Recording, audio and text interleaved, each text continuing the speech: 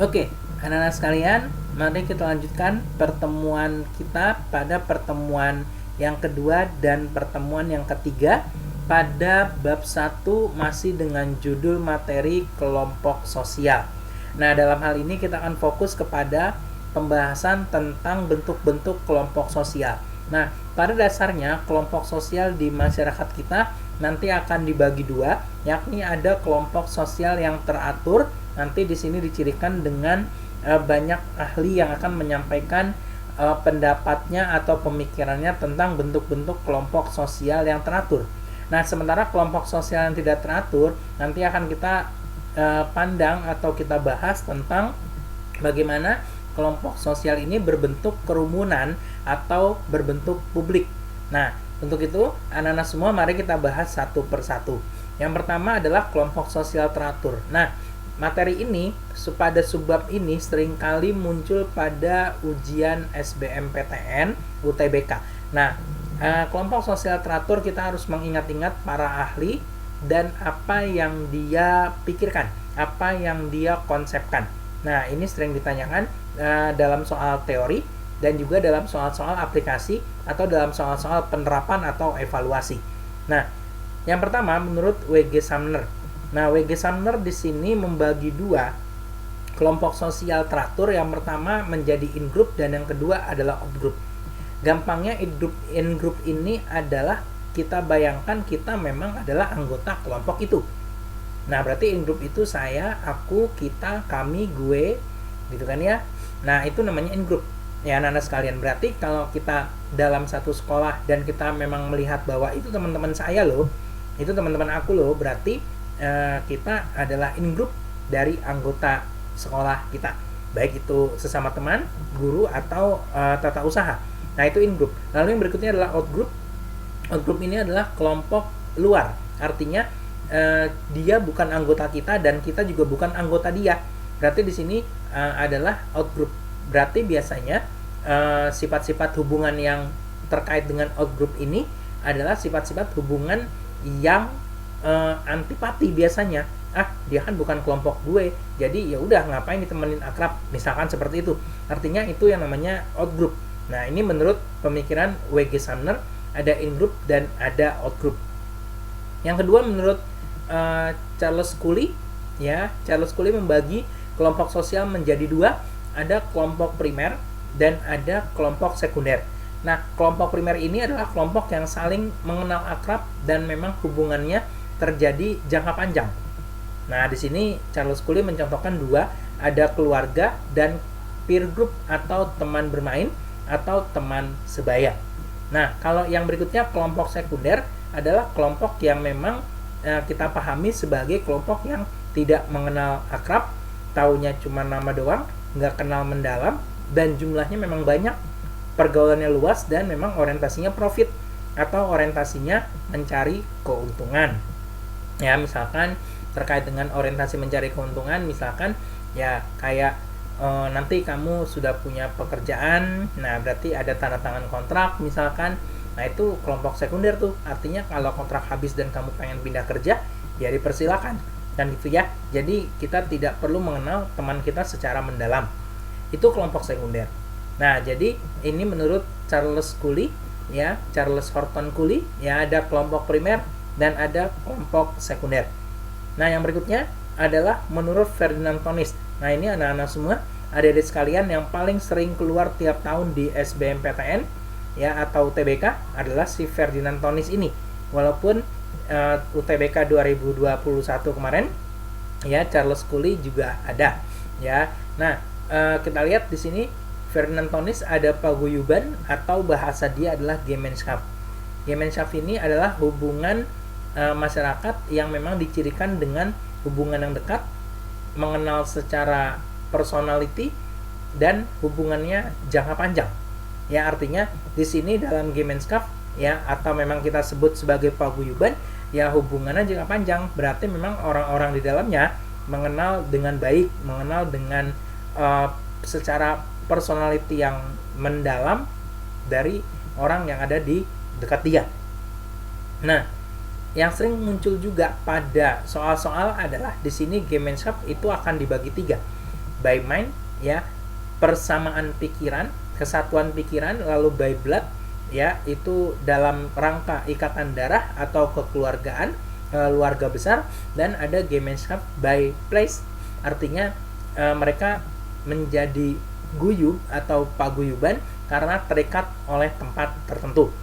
Nah, itu yang pertama tentang Gemeinschaft. Yang kedua tentang Patembayan atau Gesellschaft, di sini hubungan yang sama tadi dengan kelompok sekunder. Artinya hubungannya jangka pendek, tidak saling mengenal secara personal, dan memang biasanya itu terjadi pada masyarakat kota. Orientasinya itu tentu profit atau mencari keuntungan.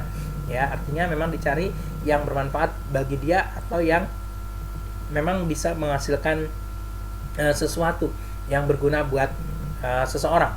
Nah, ini ya, berarti Ferdinand Tonis ingat saja kalau paguyuban biasanya memang ada di desa, kalau Patembayan adalah kumpulan orang-orang yang memang berada di kota. Ya, ini untuk mengingat saja agar mudah. Ya, yang berikutnya adalah menurut Robert Merton.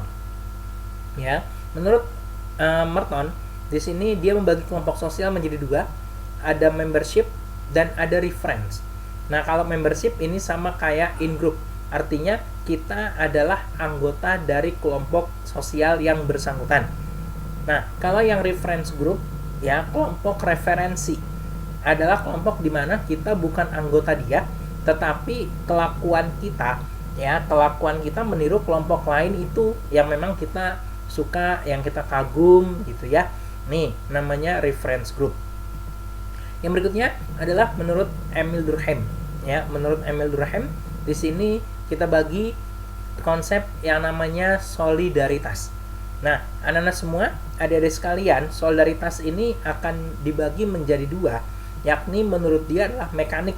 Ya, mekanik ini adalah solidaritas yang terjadi di desa, artinya di mana masyarakat belum mengenal pembagian kerja. Artinya sanksinya adalah sanksi yang represif atau dia menekan. Ya, cuman sebatas represif saja. Solidaritas mekanik ini, ya, artinya orang yang dituakan, orang yang sepuh itu dianggap adalah orang yang mampu menyelesaikan masalah keseluruhan yang ada di tempat tersebut. Nah, itulah makanya disebut solidaritas mekanik. Untuk di kota ada yang namanya solidaritas organik. Ya, jangan terbalik ya, nah semua, mekanik dulu, desa, organik dulu, baru kota. Nah, artinya untuk yang solidaritas organik ini adalah solidaritas yang sudah mengenal pembagian kerja. Artinya bukan orang yang lebih dituakan lagi yang memang dianggap bisa menyelesaikan seluruh permasalahan kalau bagi orang-orang kota. Artinya harus ada orang-orang yang memang dianggap ahli dalam bidang tertentu untuk melaksanakan suatu tugas tertentu. Maka dari itu, bagi masyarakat perkotaan, maka sanksi yang diberikan itu bersifat restitutif atau memulihkan ke situasi semula setelah terjadi permasalahan, setelah terjadi kekacauan misalkan. Nah, ini ya bisa berupa denda atau hukuman penjara atau hukuman lain yang memang berlaku sesuai dengan undang-undang yang berlaku. Nah, itu ya anak-anak sekalian, adik-adik semua, untuk pertemuan kita yang kedua. Nah, untuk pertemuan kita yang ketiga, nah di sini kita akan bahas tentang kelompok sosial yang tidak teratur. Nah, kalau bicara tentang kelompok sosial tidak teratur, berarti tadi seperti yang sudah kita bahas di awal bahwa kelompok sosial tidak teratur akan dibagi dua. Ada yang namanya kerumunan dan ada yang namanya publik. Intinya apa sih? Kita akan coba bahas satu persatu. Nah, untuk kerumunan, di sini memang terjadi pertemuan spontan yang memang tidak direncanakan dan memang tidak ada strukturnya. Jadi dalam pertemuan di kerumunan nggak ada orang yang ngaku-ngaku aku loh ketuanya, ayo kita kumpul, enggak. Dan memang di sini kerumunan terjadi karena ada hal-hal yang terjadi secara spontan, secara sengaja maupun tidak, tapi terjadinya itu dadakan sehingga nanti menarik perhatian sebagian orang yang kebetulan lagi lewat situ. Nah, itu. Dan memang kerumunan akan hilang kalau pusat perhatiannya tuh udah nggak penting lagi, atau pusat perhatiannya sudah hilang, atau pusat perhatiannya sudah memang nggak ada, udah diangkut ke tempat lain, udah dipindahkan, atau sudah memang benar-benar nggak ada di situ. Nah, anak-anak semua, ya berarti di sini yang perlu kita ingat secara teori adalah bentuk-bentuk daripada kerumunan. Nah, bentuk-bentuk daripada kerumunan yang pertama adalah formal audience, pendengar formal. Artinya di sini pendengar formal ini adalah kita juga sering kok ya, misalkan yang cowok-cowok mendengarkan khutbah Jumat ya, atau ada kamu calon mahasiswa PTN perguruan tinggi negeri yang mengikuti kuliah umum dari rektor, misalkan untuk satu universitas, biasanya dikumpulkan di auditorium tertentu yang besar. Nah, itu kan pendengar formal. Nggak mungkin orang yang lagi menyampaikan sesuatu kamunya rame-rame juga ngobrol sendiri, nggak mungkin. Nah, yang pertama itu. Yang kedua, plain expressive crowd. Nah, kalau yang ini, kerumunan model ini nih ya, rekan-rekan semua dan anak sekalian, adalah kerumunan yang pusat perhatiannya nggak begitu penting, tetapi memiliki persamaan tujuan. Misal ya, rekan-rekan semua datang kondangan yang kadang-kadang pengantinnya nggak penting deh ya, tapi kadang-kadang makanan yang kita udah tungguin dari tadi, ayo makan gitu kan. Nah, itu artinya itu yang disebut plain expressive crowd ya. Jadi pusat perhatiannya nggak begitu penting, tetapi memiliki persamaan tujuan. Nah, itu ya kelompok sosial yang tidak teratur. Nah, yang berikutnya ada lagi kelompok sosial tidak teratur adalah aggregation. Aggregation itu adalah kerumunan orang yang sedang menggunakan fasilitas umum, dan memang aggregation ini biasanya dominannya terjadi sesuatu yang memang kurang menyenangkan buat individunya. Contoh, adik-adik lagi jalan mau nonton bioskop di XX1, ternyata petugas loketnya cuma satu orang dan antriannya masih panjang. Bete banget kan nungguinnya lama. Atau kalian semua naik busway Transjakarta, busnya belum datang tapi yang nunggu sudah lama, udah banyak di halte itu.